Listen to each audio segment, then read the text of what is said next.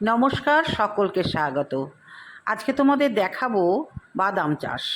বাদাম আমি ১২ মাসই চাষ করি, তবে এই চৈত্র মাসে মানে ইংলিশ এপ্রিল মাসের ফার্স্ট উইকেই চাষ হচ্ছে। এটা ফেব্রুয়ারি মাসেও চাষ করা যায়। প্রথমে আমাকে গোটা বাদাম নিয়ে আসতে হবে, নিয়ে এসে ভালো করে রোদ্রে শুকিয়ে নিতে হবে ঘণ্টাখানেক, দিয়ে ঠান্ডা জায়গায় রেখে দিতে হবে। চলে এসেছি, দেখো আমার বাগানে মাটিটা বেশ ঝুরঝুরা ছিল, কারণ এখানে আলু চাষ হয়েছিল। আবারও আমি নিজেই গাঁইতি দিয়ে জায়গাটাকে নরম করেছি, কর্ষণ করেছি। তার একটাই কারণ, গাঁইতিটা অনেকটাই মাটির ভেতরে ঢোকে। দেওয়ার পর প্রায় 7 দিন আমি এটাকে কর্ষণ করে ফেলে রেখেছিলাম। তারপরে এই গাঁইতি দিয়ে একটু লেবেলিং করে নিলাম। এবার কি কি দেব? প্রথমেই তো দেখো অনেক রকমের সার চলে এসেছে। এটা হচ্ছে পটাশিয়াম, এটা হচ্ছে পিঁপড়ে বা যে কোনো কীট মারার ঔষধ। এটা হচ্ছে single super phosphate. Single super phosphate আমরা কেন দেব? কারণ মাটিটা আরও নরম ঝুরঝুরা হবে, যাতে শিকড়টা বিস্তার লাভ করতে পারে। আর পটাশিয়াম কেন দেবো? গাছটাকে শক্তপোক্ত এবং রোগ প্রতিরোধক ক্ষমতার বৃদ্ধি করার জন্য দেব। আর তার সাথে এই যে পিঁপড়ে মারার ঔষধ দেব, তার একটাই কারণ, যেহেতু বাদাম মিষ্টি, ওটাকে পিঁপড়েরা এসে খেয়ে দেবে, খেয়ে ফেলবে, তার জন্য কিন্তু ওটা আগে দিতে হবে। এর আগের বছর আমি নিম পাতা দিয়েছিলাম, এবার আর দিচ্ছি না। তার সাথে আমি প্রথমেই দেব ছাই। তো দেখো, এটা দিচ্ছি ইউরিয়া কেন দিচ্ছি? কারণ ইউরিয়া হচ্ছে যে কোনো গাছের বৃদ্ধি করে। তো গাছটাকে বৃদ্ধি করার জন্য প্রথমেই ইউরিয়া দিলাম। তো ইউরিয়াটা একদম দানাদার। তারপরে সিঙ্গেল সুপার ফসফেট দিচ্ছি, এটা মাটিটাকে একটু নরম করবে, শিকড়ের বিস্তার ভালো হবে। তার আগে গত বছর আমি মাটিটাকে চুন দিয়ে শোধন করেছিলাম, এবছর আর করা হলো না। আর তোমরা অবশ্যই গ্রাউন্ডে চাষ করলে অল্প একটু চুন দিয়ে দেবে। তো যাই হোক, এবার পটাশিয়ামটা দিয়ে দেবো। এইভাবে আমি প্রথমেই দিয়ে দিচ্ছি, তার একটাই কারণ, এরপরে তো দেওয়া যায় না, একবারই দিয়ে দেবো।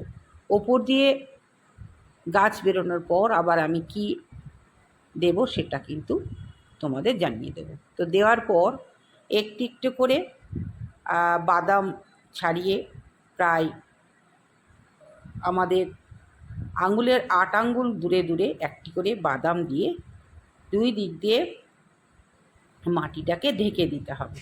তার একটাই কারণ, একটু উঁচু করে রাখছি যাতে গাছটা বেরোলে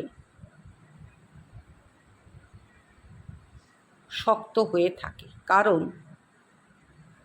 বাদাম গাছটা যখন বেরোবে অনেকগুলোই শাখা প্রশাখা নিয়ে বেশ ঘন শাকের মতন হয়ে যাবে। ওই জন্য দর্শক বন্ধু একটা কথা বলবো, যে বাদাম গাছের গোড়ায় পরে মাটি দিতে হবে। ওই জন্য মাটিটাকে একটু নরম করে এইভাবে বাদাম চাষ করো, দেখবে খুব সুন্দর হবে। আলু চাষের মতন ভিলি তৈরি করে বাদাম চাষ করতে হয়। এবার কতটা জল দেবে? জল দেবে মোটামুটি গাছটা বেরোনো অবধি জলটা দেবে। তারপরে গাছটা যখন বেরিয়ে যাবে, তারপরে 7 দিন অন্তর একবার করে জল দিতে হবে। আর তারপরে জৈব সার দিতে হবে। কি জৈব সার দেবো অবশ্যই এরপরে আপডেট নিয়ে আসবো। এখন হচ্ছে উপযুক্ত বাদাম চাষের সময়। এখন যদি কেউ লাগাতে চাও, সে তোমরা টবেও লাগাতে পারো, গ্রাউন্ডেও লাগাতে পারো, যে যেভাবে পারবে লাগিয়ে দিও। বাদাম চাষটা আমার এই গত 4 বছর ধরেই লাগানো হয়, কারণ আমি ভীষণই ভালোবাসি বাদাম। আর আমার মনে হয় খাওয়ার থেকে দেখতে ভীষণ ভালো লাগে। গাছটা অনেকটা বক্রমের যে গাছ হয় ঠিক ওই রকম দেখতে হয়, খুব সবুজ সুন্দর হয়। আর ওপরের দিকে কিন্তু বাদামটা হবে। অনেকে ভাবে মাটির নিচে, না, ওপরের দিকে মাটিটা, যার জন্য খুবই নরম করতে হবে।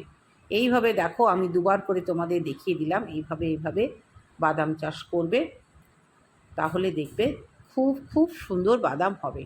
দর্শক বন্ধু, এই যে বাদাম চাষ, এটা একান্ত নিজের মতন করে আমি চাষ করি, জানি না। তারপর এক মুঠ পটাশিয়াম, তারপরে পিঁপড়ে মারার ঔষধ, তারপরে ছাইটা দিয়ে বাদামটা পরপর সাজিয়ে দিয়ে মাটিটাকে ঢেকে দিতে হবে। এইভাবেই চাষ করো এবং 7 দিন অন্তর একবার জল দাও। তারপরে গাছ বেরিয়ে গেলে অল্প অল্প জল, তারপরে কি আপডেট হচ্ছে জানাবো।